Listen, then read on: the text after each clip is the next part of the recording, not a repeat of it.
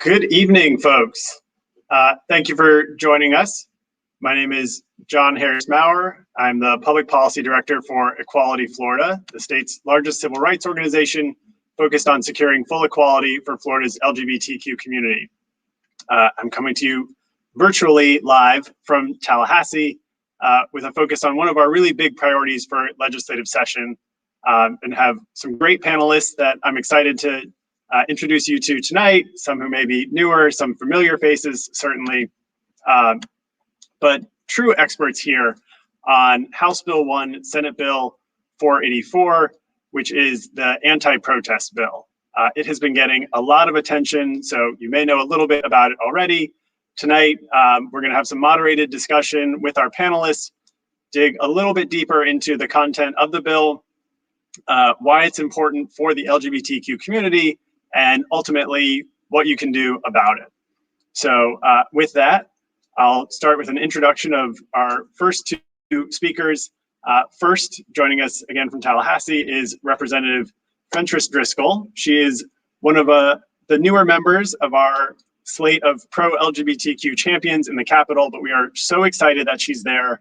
I got a chance to know her several years ago, and you can immediately see why she has been ascending in leadership ever since she's gotten to the Florida House. She's now the policy chair for the Florida House Democratic Caucus, represents a district in Tampa, House District 63, is a rock star attorney, and we're so excited to have her sort of in our orbit. So Representative Driskell, thank you so much for joining us. Thank you so much for having me, John. Really glad to be here. Absolutely. And next, a familiar face to some of you out there is Ida Eskamani. She is currently the legislative director for Florida for All. She is a former staff member in the Florida House, and I will confess to you that she was nominated by her peers as the most likely to be the 121st member of the legislature because she did such a fabulous job. And she may look a little familiar in that legislative setting for some other reasons that folks probably know as well. She's been, again, a longtime member of the Equality Florida family. It was actually part of the way that I first got introduced to Equality Florida when she used to be on staff. Still maintains strong connections, is on our Orlando steering committee. So very excited to have Ida Eskamani joining us tonight as well. Oh my goodness, John Harris, it is such an honor to be here and to share this virtual stage with Representative Driskell, and I know Senator Cruz as well. Such an honor. Thank you. Absolutely. Well, we will be joined in a few minutes by Senator Cruz. Very excited to have her on our panel tonight as well to talk about this incredibly important bill. I think it is the bill that has gotten the most attention this whole session and was certainly being talked about long before session even began. As a reminder of folks for where we are, this is the final committee week in the lead up to legislative session. In fact, session hasn't even officially begun, but so much has already happened. So again, we really appreciate our panelists taking time out of their busy schedules tonight to talk to us a little bit more about the bill. And with that, I will turn it over to start with Representative Driskell. And I guess if you could just help us start at the beginning and talk about where the idea for this quote unquote anti-protest bill came from. Thank you, John. And that's a really great question. And I think it's the perfect opening question to really center us in terms of why we are here. So last summer, the world witnessed the murder of George Floyd, Breonna Taylor, Rayshard Brooks, and too many other unarmed Black people to be named here. And diverse coalitions of Americans, and indeed people all across the world, took to the streets, even in the middle of a global pandemic, recognizing that racial justice and equality could not wait. And they took to the streets in peaceful protests, and here in America, exercising our First Amendment rights to really challenge and push for accountability from government in this arena. Well, in maybe late August, early September, certainly in the summer, in the wake of all these protests, Governor DeSantis then dangled a bill that he called, I believe, combating public disorder. But we know that this is an anti-protest bill. So in a time when people were hurting, people were suffering from this global pandemic, people were feeling the pain in their heart of this racial injustice, instead of trying to address the root cause, What Governor DeSantis did was dangle this legislation, which frankly is the legislative equivalent of a knee on a neck. And so the legislation was dangled then. And so we see what it's about and who it's designed to silence. Then you fast forward to January 6th, and we had that horrible insurrection and deadly riot and attack at the nation's capital. And then you have bill sponsors who filed the bill that day under the guise that it is in response to what happened on January 6th. But we know that it is not. Regardless, though, of the impetus for the bill, what's most important, and I know what we'll get into a deeper discussion about here tonight, is that it is unconstitutional. It doesn't do anything to help keep us safer, and it doesn't address the root causes of why people were marching in the first place last summer. It's a very, very bad bill. Well, thank you so much for that really helpful table setting about sort of how we got here. We know that the history of the short but important history of this legislation has a lot of those racial undertones coming out of the racial justice protest movement, including some racially tinged provisions that are still in the bill. But Ida, if you could take us a little more into the weeds and just help us understand, this is a wide-ranging bill, more than 50 pages. What are some of the provisions that particularly stand out to you? Absolutely.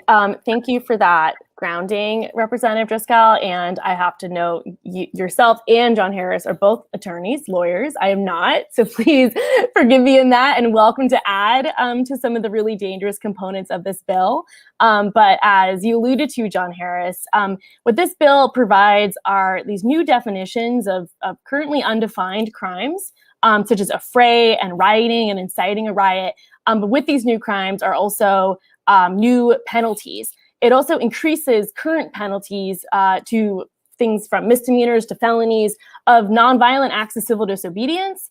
And it also has these really broad, vague definitions that sort of throw everybody at a peaceful protest into an act of committing a riot when you have not actually been a part of any sort of violence. And we also know, of course, in Florida, the vast majority of the protests through the summer were peaceful. And in those rare cases of violence, it's always been some sort of vigilante, right? And typically, oftentimes, a white supremacist vigilante who comes in to cause that disorder. And oftentimes they've been able to get away with no type of penalty, right? And we've also, of course, seen many Black Lives Matter protesters get threatened and hit by cars and things of that nature, right? And this bill sadly provides protections for those bad actors while also harming peaceful protesters and again, silencing our fundamental rights. The right to protest is something that as Americans we cherish, from the Revolutionary War to the civil rights movement of yesterday and today. And this bill, to the representative's well-made point, is a complete violation of those fundamental rights. To some specific pieces, y'all know I love to get into the weeds, but I'll keep it brief, but we can get into it more too. Some of those specific issues that are very deeply concerning. I mentioned a lot of these very broad definitions, right?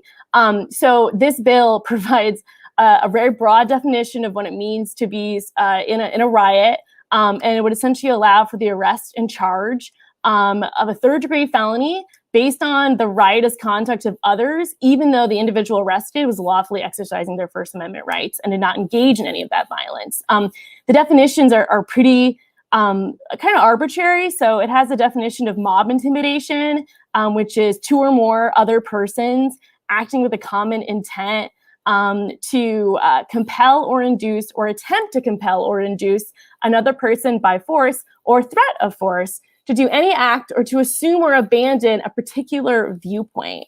And I know that sounds super wonky. That would be a misdemeanor of the first degree. And basically what that could be are two or more folks yelling at somebody else to change their political perspective. And that all of a sudden is going to be a first misdemeanor of the first degree. There's other pieces that are just as dangerous and a complete violation of our constitutional right to free speech and free assembly. That also includes a definition of a person who participates in a public disturbance.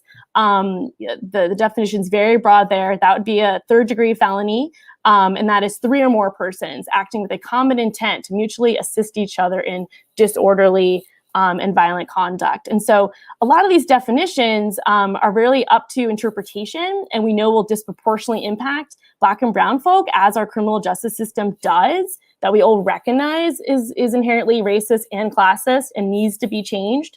That is something we have bipartisan support behind in this legislature on many of those issues. But this bill would also silence all of our voices.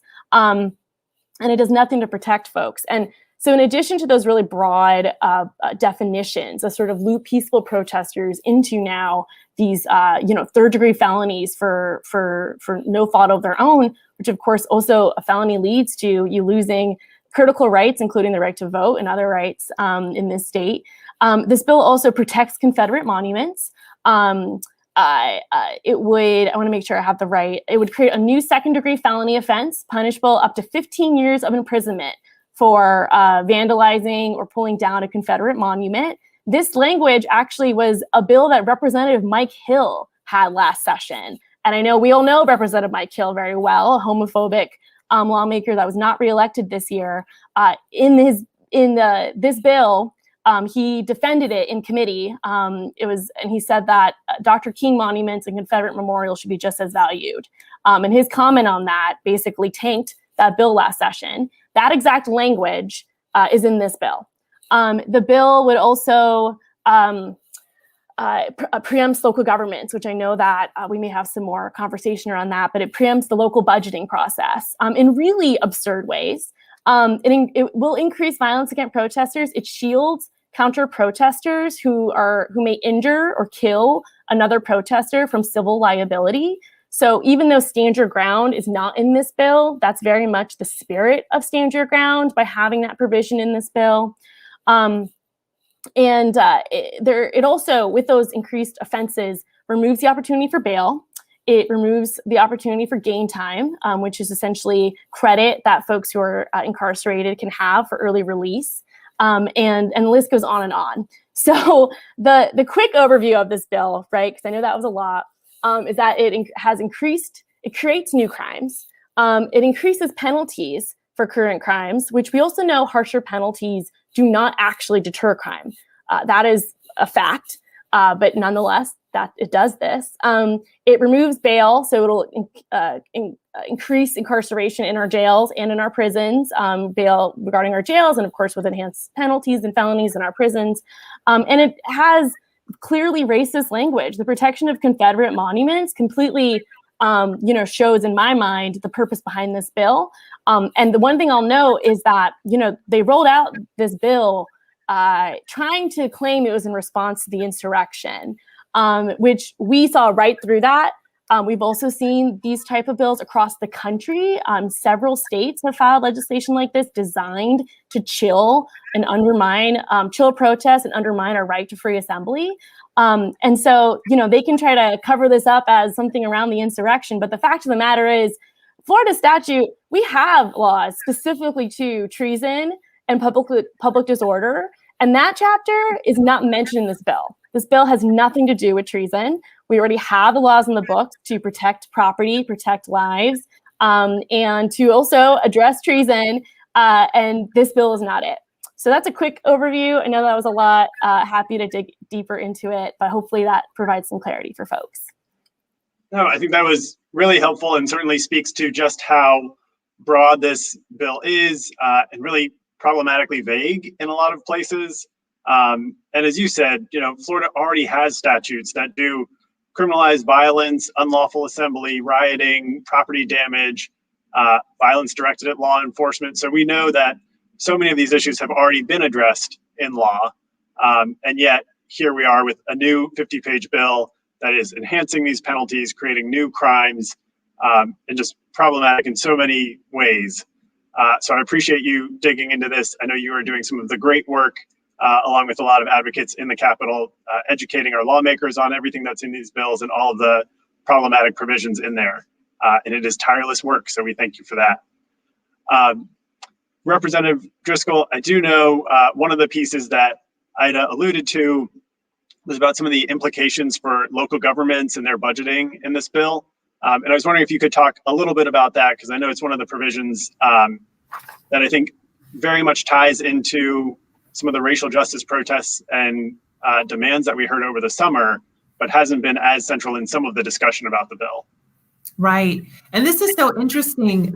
You don't typically hear members of my caucus talk about big government and government overreach, but that's exactly what is happening with House Bill 1. So with respect to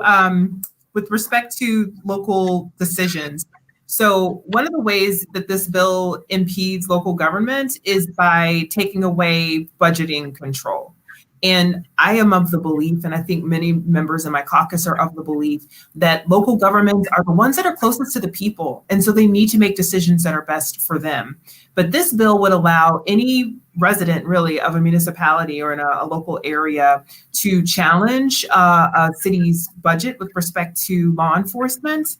And then it has to go for this appeal process to the governor and the cabinet. So effectively giving the governor veto power over a local budget if the budget reduces the spending for law enforcement. So what this is designed to do is to combat, quote unquote, giving less money to, police and defunding those efforts. That's not really anything that, I just have to go back to the beginning of my opening comments, which is that that's not anything that would help keep us safer. That really has nothing to do with what this bill is purportedly designed to do, which is to tamp down on protesting. Like it's sticking a finger in the eye of the protesters and saying that what you were protesting for doesn't matter. So, yeah, it's an extraordinary example of government overreach. Absolutely. And John Harris, can I add to that as well, in the sense of everything the representative said, and this bill is not addressing the actual injustices that the entire world sees and agrees with, right? But this language, this preemption language, right, is also just so absurd in practice. In the sense of our local governments are struggling with budgets, right? The pandemic has decimated local budgets. We've seen a really partisan argument around funding our local governments, right? And there was one example, I believe it was in Delray Beach, where the city commission decided to reduce the overtime pay for law enforcement because with the pandemic, there were less public events, right? And so it was just the right decision to make. It wasn't one that was a politically partisan made decision, right? It just made sense for the community because there were not community events. So there was no need for that budget. So they reduced it to put it towards other services. And local folks saw that and called that defunding the police. This bill would allow any disgruntled person to basically take a local budget, which goes through a very robust process. There's several public hearings. We also know that local governments are nonpartisan. They're not, it's not the same stuff we see up here in the Capitol. These are nonpartisan leaders. And now all of a sudden what this bill would do would allow a partisan board, the governor and the cabinet, to make decisions about local government budgets, to the minutia of these budgets, which are complicated, and again, take public comment and are about what the public and the community need. And basically it's saying to their constituents at the local level, we know better than you. Because these local budgets are public processes that the community and their tax dollars, it's those decisions made collectively with nonpartisan leaders.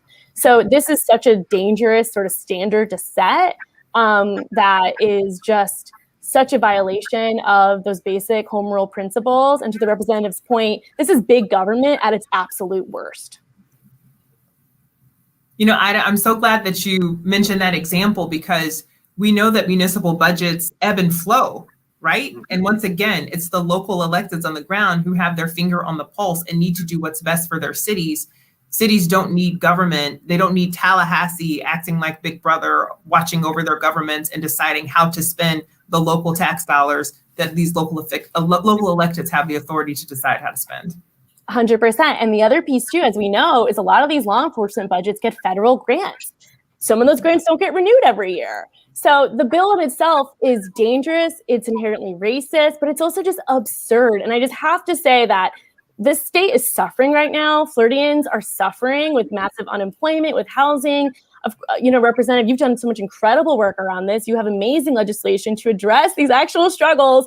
And it's very frustrating that this is the bill that is the governor's top priority, because nobody is asking for it and people are begging for leadership.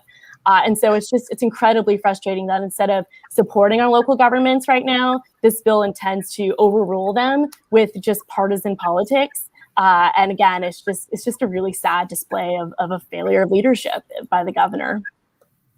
Absolutely. Well, and it's easy to see how fired up Representative Driskell and Ida are about this issue. In the comments, y'all are getting lots of cheers and lots of love. And I see some questions in there. Please do share those. I saw one of our great advocates, Susan Lee, with lots of shout outs there, and Pepper as well, asking questions about how folks can take action. Ida will talk to us a little bit more about that in just a minute. But before we get there, I did want to talk a little bit about just the way that this bill is being framed, and lots of the proponents are saying that it's about public safety. And so there's sort of a question of like, well, if you're a peaceful protester, why would you have anything to worry about or be concerned about with this bill? So Representative Driskell, I was wondering if you could talk about those concerns a little bit because of the sort of vague and broad nature of this bill and some of the new penalties that it has. That's right. And so I think Ida really artfully touched on a lot of this. And I remember when this bill first got dangled last summer, I did research and I saw, and you all have probably seen the numbers too, that it's like over 90% of the protests that were held last summer were peaceful. I mean, there have been studies that have been done on this. And I thought to myself, leave it to the Republican leadership to take a 10% problem, but give 100% to it, when meanwhile you have millions of Floridians who were caught up in the broken unemployment system. We have over 800,000 Floridians newly added to Medicaid, and this is the sledgehammer that they bring. So it's true, right? If you're peacefully protesting, you don't have anything to worry about. But similarly, if you act up and you engage in violence, as I already mentioned, there are laws already on the books to address that.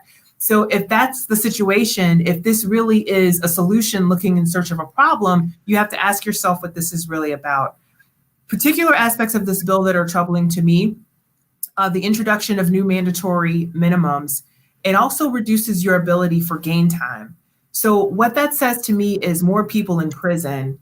What that says to me is more money from our budget being spent on unnecessarily and wastefully in the realm of criminal justice, and not actually diverting that towards, the things that I just mentioned, unemployment, getting people real relief with this housing crisis. And so it just perpetuates this cycle that we know too often. It's low income Floridians who get caught up in this. It's minorities, right? Like it's communities of color who get caught up in the system, in this cycle of poverty. And we know, it can sometimes be linked even to, getting caught up in the criminal justice system, and it continues to perpetuate itself. So that, that's what I say in response to this. And I'm glad so many people are watching and are engaged. And I know we're going to talk about how you can engage more, but I really want people to stay vigilant about this.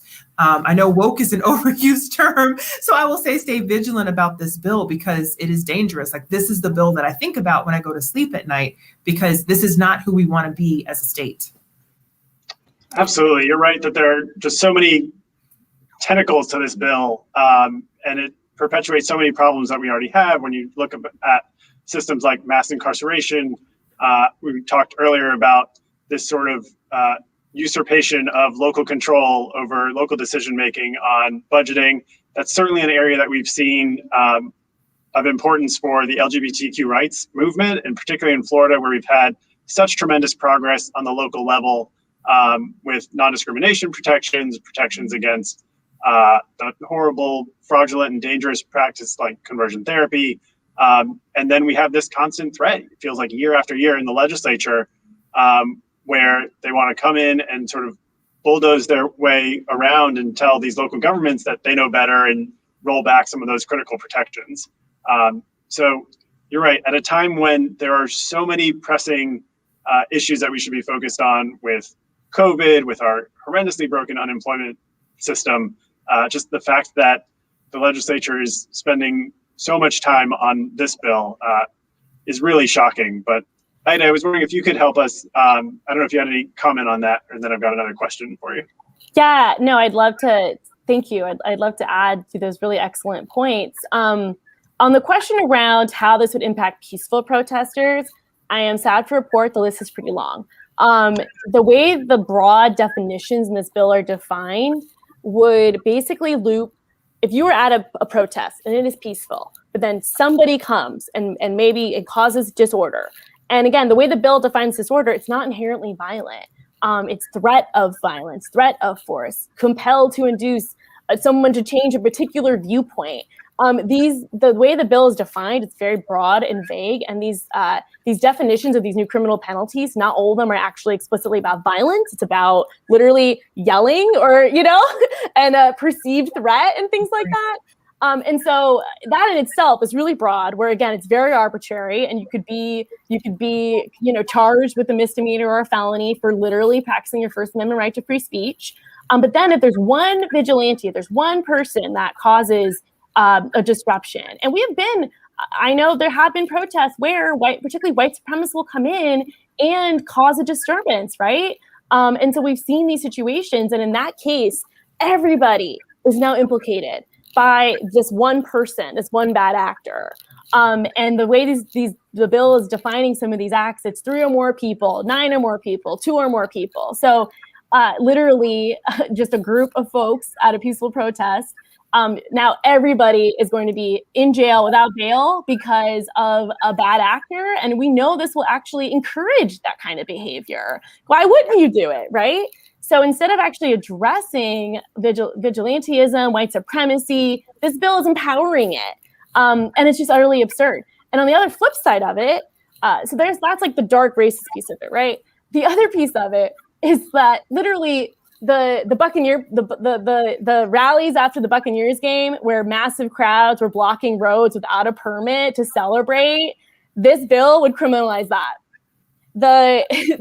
When I go into a Planned Parenthood clinic and there are protesters outside yelling at me to change my mind, I'm going to go to hell, I can't do this, you deserve to die because you're going into a Planned Parenthood clinic, those ladies are now mob intimidating me. So the implications of this bill for everybody's rights are just out of this world. But as we know, with our entire criminal justice system, it disproportionately impacts Black and brown folk.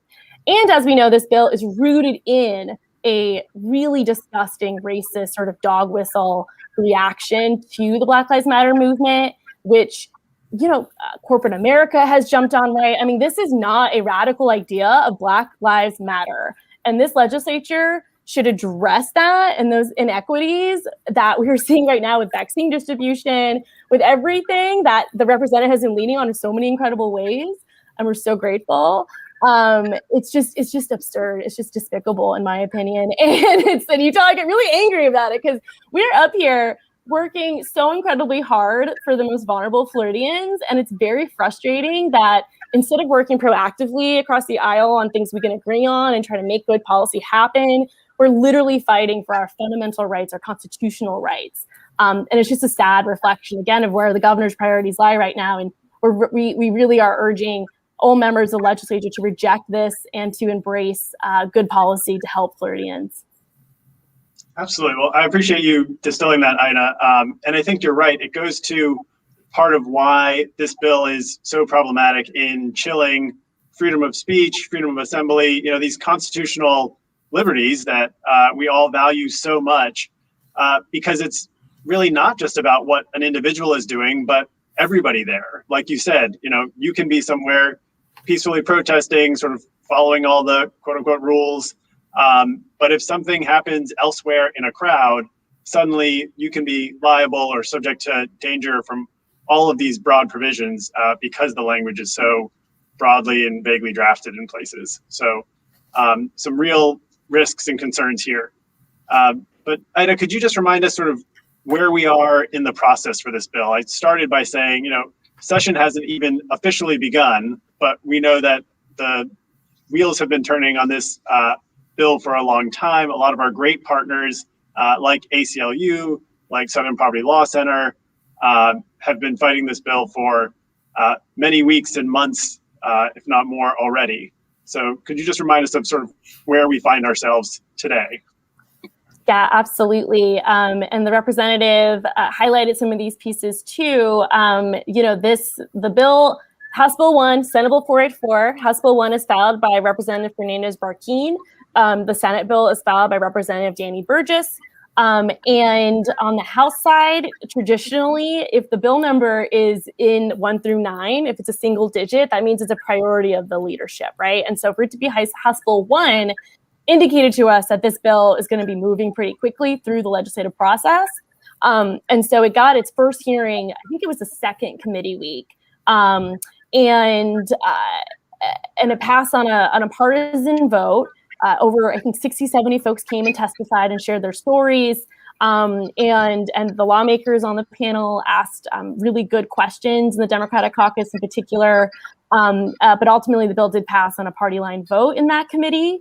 It has not been passed, has not moved since then in either chamber. So on the House side, it still has 2 committees remaining. On the Senate side, it has 3 committees remaining before it goes to the full House floor.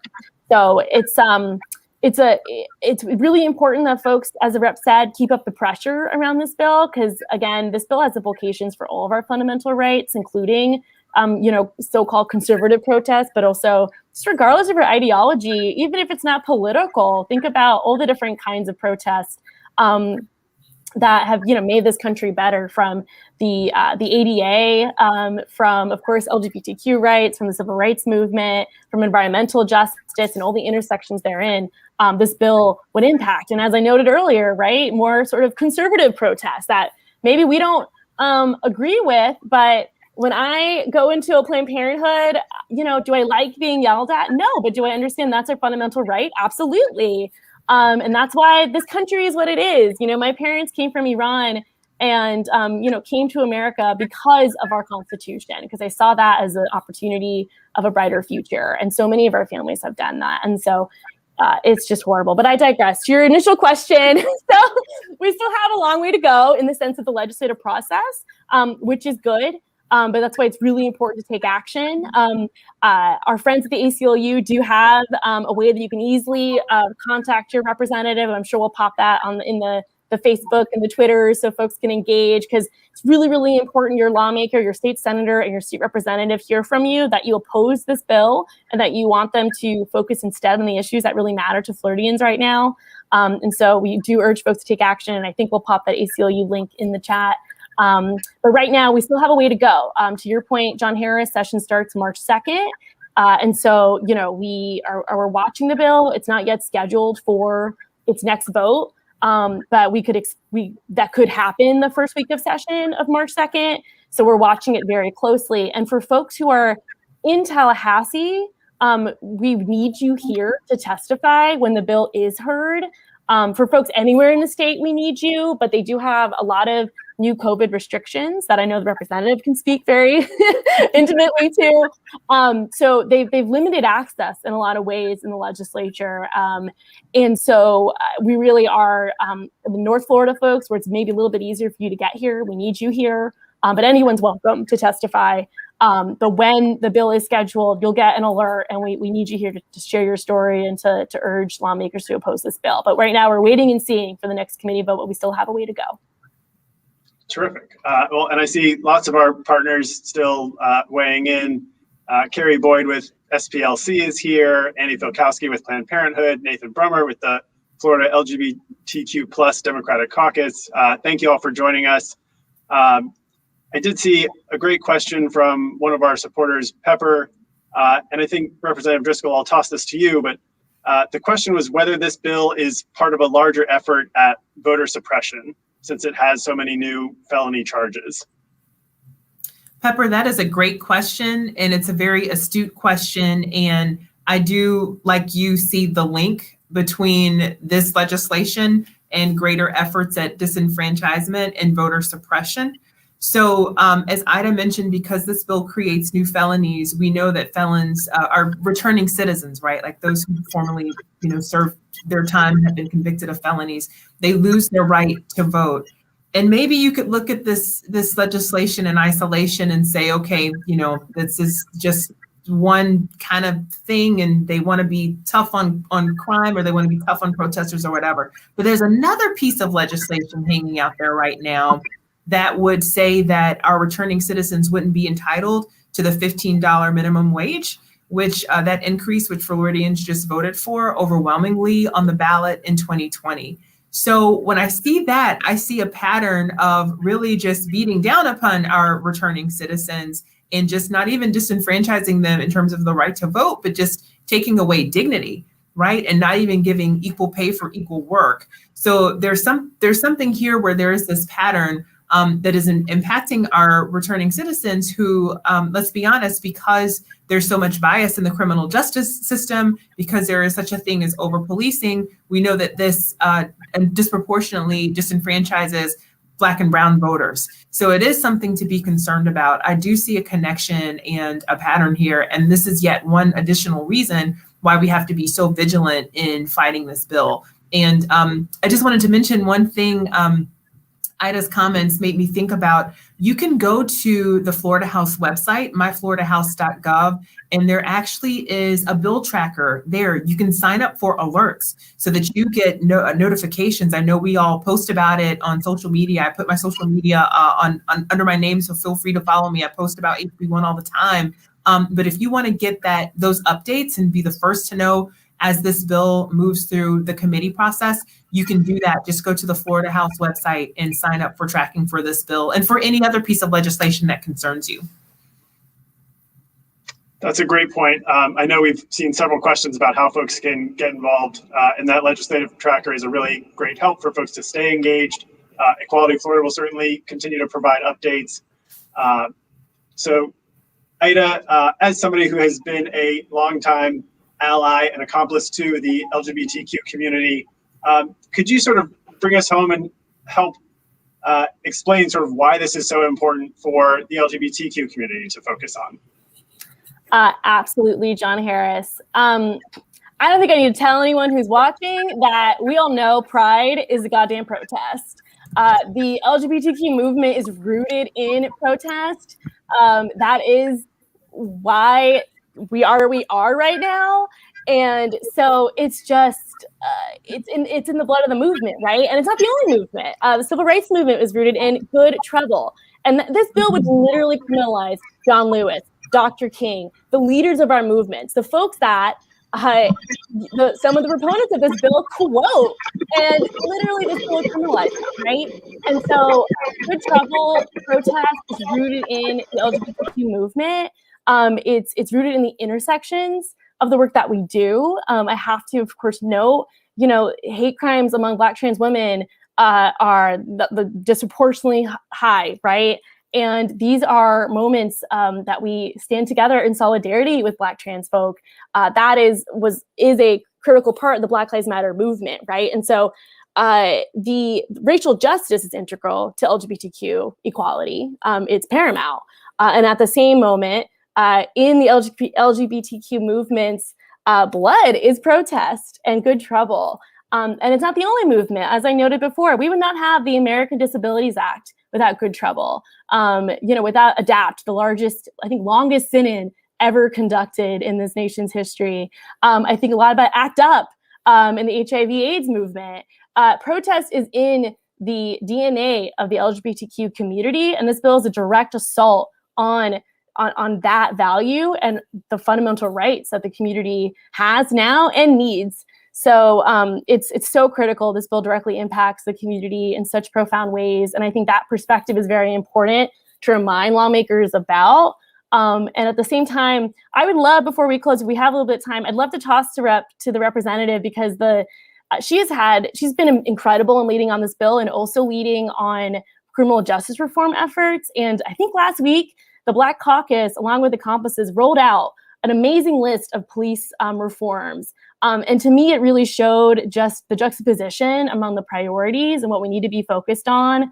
And I would love just to take a quick moment, if it's okay, getting off the agenda a little bit, but just to take a little bit of time for folks to learn about that effort, because I think there's been a lot of, doom and gloom, and it's real, don't get me wrong. But I think what the work that the rep is doing just to paint a brighter future for this state, I think is a really important reminder of also what's at stake. So I'd love, Rep, for you to speak a little bit about that amazing package y'all rolled out to the folks who are watching. Absolutely. Thank you, Ida. Thank you, John. Yeah, my pleasure to do so. And but Ida keeps making these great points, and it just keeps making me think of all these things. And so before I roll into that, I just want to say, you are absolutely right. Protest is for everyone. It is for every movement. It's for every disenfranchised community or every community that doesn't feel heard at a particular time. Protest has been used. People have been protesting in the streets since they were cobblestone roads in British colonies, right? You look at the civil rights movement, and Dr. King has this quote that it's kind of like modified a little bit, but effectively he's saying that protest is the language of the unheard. It's the language of the unheard. And you don't have to be in a minority community necessarily to feel unheard. And so this bill would impact all of our rights. The Constitution is supposed to be the guardrails. And it's very important that we don't create these maybe like these slippery slopes where it seems politically convenient to enact a piece of legislation from one group's perspective right now, but maybe tomorrow they're the ones who want to be protesting. And so we have to be mindful of those constitutional guardrails. But yes, the Florida Legislative Black Caucus, Legislative Black Caucus, of which I am the parliamentarian, and I'm also the policy lead on our efforts for just and fair policing and community safety. So in the wake of all of the protests that happened last summer, we started meeting and thinking through, okay, what can we do in our capacity as lawmakers? And the energy of protest, surely they fade, they simmer down, but it doesn't mean that our work stops. That's in fact where our work begins. And to make sure that we actually put into law bills that will, or legislation that will actually address some of these root issues. And so what we're trying to do is build greater accountability and transparency in the law enforcement process, therefore creating hopefully greater trust between the law enforcement community and the Black community and other communities of color. So some of the things that these bills would do, I'm really proud of, including creating a database for use of force incidents. So you would take an officer like the one who had his knee on George Floyd's neck for 8 minutes and 46 seconds, and you realize that this officer had a history of complaints against him. Well, if those were use of force complaints, that would be captured in a database, and then that would allow the opportunity for early intervention with that officer to see what sort of corrective action needs to be taken, and then maybe we don't wind up in a situation like that. There's also a bill that creates a duty to intervene so that if there were other law enforcement officers present while one of their colleagues was engaging in something that looked like, right, smelled like, tasted like, whatever you want to say, excessive use of force, there's a duty now to intervene and to stop that, and to also report that to the supervisor before the end of shift. We address no-knock warrants. We address the use of neck restraints. We address creating minimum standards for policing statewide. So what we've learned is that law enforcement agencies, our police chiefs and our sheriffs, have great autonomy in developing their policies and procedures and what makes sense for their agencies. And that's great. But what we need is to set a minimum standard, a minimum floor statewide, and address and modernize some of that to include implicit bias training, for example, to have policies and procedures on intelligence-led policing, for example. Intelligence-led policing is something that has been around for quite a long time, but now as that technology evolves, we want to make sure that it's not used for profiling or for targeting Black and brown communities or the LGBTQ plus community or whatever community unfairly. So there's a lot of really good bills in our package. I am working very hard along with my colleagues in the the Senate and House Democratic caucuses and the Legislative Black Caucus to try to get these bills passed. And this is an example of how we're actually trying to be responsive to what the needs are and not creating fictionalized problems, just because it sounds, sexy in the media. No, we're elected to do a job. I'm here to do that job. My colleagues and my caucuses are here to do our job, and we're going to push as hard as we can to shepherd this legislation through the process and actually get this stuff passed. Well, I'm so glad you could share some of that with us, Representative. Really terrific work that we're excited to support. Love to see that some of our Black members of the LGBTQ caucus, like Senator Shelburne Jones and Representative Michelle Rayner Goolsby, are part of that slate. for just accomplishing, as you said, some really important reforms to move Florida in the right direction on what are actually urgent priorities. So as we bring it in for a close, I know unfortunately Senator Cruz was planning to join us tonight, but has been held up at another event. So we miss Senator Cruz, but we'll look forward to hearing more from her in the future. But Ida, if you could just remind us of some of the ways that folks can take action to make their voice heard on House Bill 1, Senate Bill 484. Absolutely. Thank you, John Harris, and thank you, Representative, for all your incredible work. There's a lot of ways to get involved. So we mentioned earlier, I think we're going to pop it in the chat, an easy way for you to contact your lawmaker and let them know that you urge them to vote no and oppose House Bill 1 and Senate Bill 484. That is sort of the first step you can do, and it's super critical. And please share that link with your friends, text it to 5 people tonight, right? That'll make a big, big difference. The other piece, so that's like, listen, y'all, that's bare minimum. We appreciate it, but that's bare minimum. Here's what else you can do. You've got a county commissioner, you've got a sheriff, you got a police chief, you got a city commissioner, you got a county commissioner. They need to oppose this bill too. Those are very powerful players in the state legislature, and they need to reach out to their elected officials and also let them know that they oppose the bill. I want to give a big shout out to State Attorney Andrew Warren, who put out an amazing opinion piece about why he, as a state attorney, opposes this bill. We need our state attorneys on this. And just think about that power map in your community, right? This bill will not make anybody safer. It's a violation of our constitutional rights. We already have the tools to keep folks safe at a protest and to charge those bad actors. And this bill will ultimately, again, undermine our fundamental rights and do the complete counter opposite of the amazing, really bipartisan criminal justice reform efforts that are happening, in around the country and hopefully more here in Florida. And so we need to end mass incarceration, get folks out of prison who should not be there, not put more folks into the system, right? And so again, sign that petition, share it with 5 of your friends, but then also think about in your community, who are the faith leaders, who are the local officials, who are the law enforcement leaders, who are the folks that you can also engage in this effort and make sure they're also opposing this bill and letting their lawmakers know. And then collectively together, we can stop this bill from passing and hopefully pass some good policy this session. Well, thanks, Ida. I love the enthusiasm there. I know that you are on the ground here in Tallahassee doing such great work with Florida for All. It's been an honor to share the virtual stage with you, Representative Driskell, and with you, Ida. I look forward to being able to see you all in person in the Capitol one of these days. But it's great to know that we have such fierce advocates who are standing up for and voicing the interests of all Floridians. So thank you so much for joining us. We really appreciate you making the time on what I know is a very busy week, and it's great to see you. Thank you so much for this important conversation. Thank you for everyone who tuned in. We appreciate you. Stay safe, socially distance, wear your masks.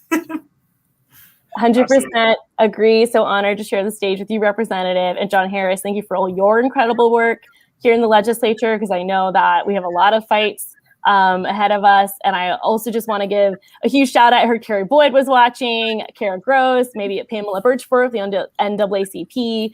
It's absolutely been a team effort around this bill, and just really, really grateful for all the incredible folks that have been having their voices heard. And of course, everyone watching in the Equality Florida family for standing, against this bill too. Absolutely. Well, thanks so much. And to the viewers, thank you all for hanging in with us. I hope you found it informative, and I hope you will take Ida up on all of her great suggestions about how to get engaged. Thanks so much for joining us.